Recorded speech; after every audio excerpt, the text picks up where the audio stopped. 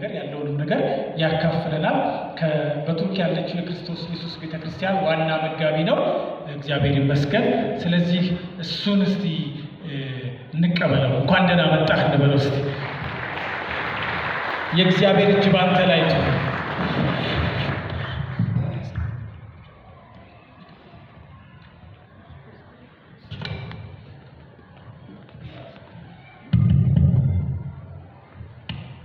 የእግዚአብሔር አምላካችን ስም ለዘላለም የተባረከ ይሁን።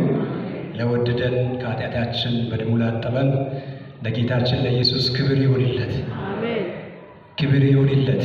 እስቲ በጭብጨባችንና በእልልታችን ለጌታ ለኢየሱስ ክብር እንሰጠዋለን።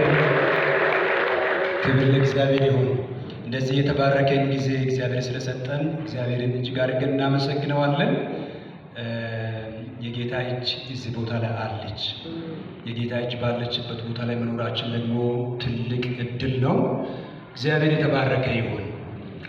አንድ ቃል በልቤ ውስጥ ሲገለጥ ነበርና እሱን ከተናገርኩ በኋላ በዛው ቃል መሰረት አንድ ነገር እናደርግና እንቀመጣለን። ዳንኤል የምልጃን ጸሎት 21 ቀን በእግዚአብሔር ፊት ተንበርክኮ ከጸለየ በኋላ አንድ ድምፅ ወደ ዳንኤል መጣ። አንተ እጅግ የተወደደ ሰው ነውና በልመና መጀመሪያ መልስ መጥቷል የሚል መልስ ነበረ ከእግዚአብሔር ዘንድ የመጣውና አንድ ነገር እላችኋለሁ።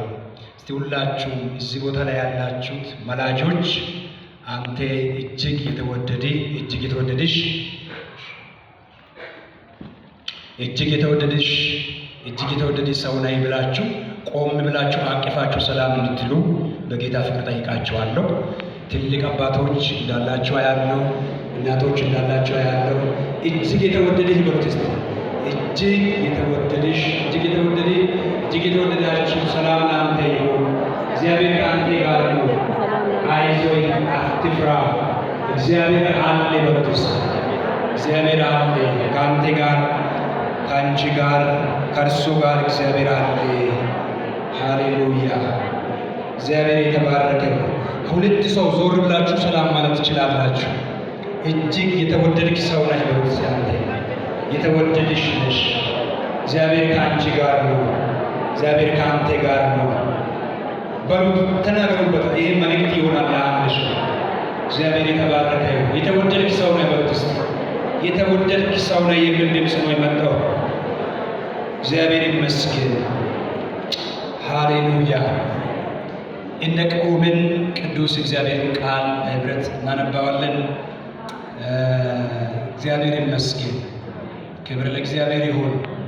እግዚአብሔር ትልቅ አምላክ ነው እና እግዚአብሔርን ቃል ሁላችንም እናነባለን። ዳንኤል መጽሐፍ ምዕራፍ 2 ላይ ክፍል እናወጣለን። ምዕራፍ 2 እናወጣለን።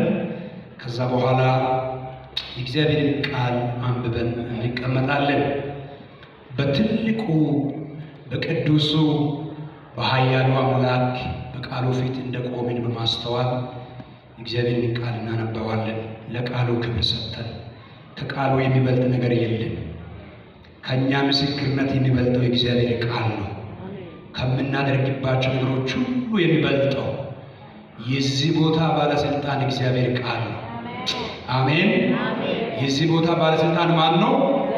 የእግዚአብሔር ቃል ነው። እሱ በባለስልጣን ይሰበካል። ሃሌሉያ!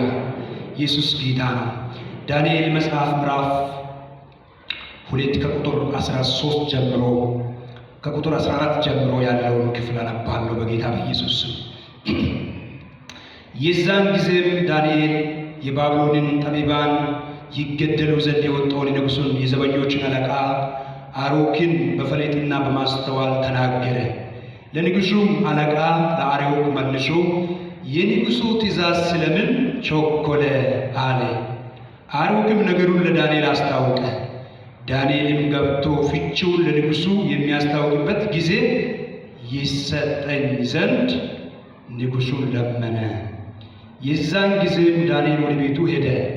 ዳንኤልም ባልደረቦችን ከቀሩትም ከባቢሎን ጠቢባን ጋር እንዳይሞቱ ስለዚህ ምስጢር ምሕረትን ከሰማይ አምላክ ይለምኑ ዘንድ ነገሩን ለባልንጀሮቹ ለአናንያና ለሚሳኤል ለአዛርያ አስታወቃቸው። የዛን ጊዜ ምስጢሩ በሌሊት ራእይ ለዳንኤል ተገለጠለት። ዳንኤልም የሰማይን አምላክ አመሰገነ።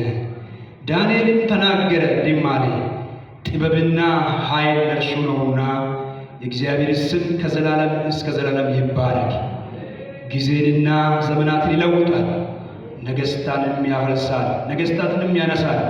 ጥበብን ለጠቢባን ዕውቀትንም ለአስተዋዮች ይሰጣል።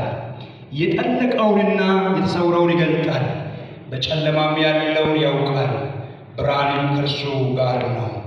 ጥበብንና ኃይልን የሰጠኝን እኛንም የለመነውን ነገር አሁን ያሳውቀኝን አንተን የአባቶች አምላክ የንጉሡን ነገር አስታውቃልና እገዛልሃለሁ፣ አመሰግናለሁ። ከዛም በኋላ ዳንኤል ንጉሡ የባቢሎንን ጠቢባን ያጠፋ ዘንድ ወደ አዘዘው ወደ አሮን ገባ። በገባም ጊዜ የባቢሎን ጠቢባን አጥፊ ወደ ንጉሡ አስገባኝ፣ እኔም ፍቺውን ለንጉሡ አሳያለሁ አለ። የዛን ጊዜም አሮን ዳንኤልን ፈጥኖ ወደ ንጉሡ አስገባና ከይሁዳ ምርኮኞች ያለው ለንጉሡ ፍቺውን የሚያስታውቀው ሰው አግኝቻለሁ አለው። ንጉሡ መልሶ ለብልጣሶር የሚባለውን ዳንኤልን ያየሁትን ሕልምና ፍቺውን ታስታውቀኝ ዘንድ ትችላለህ አለው።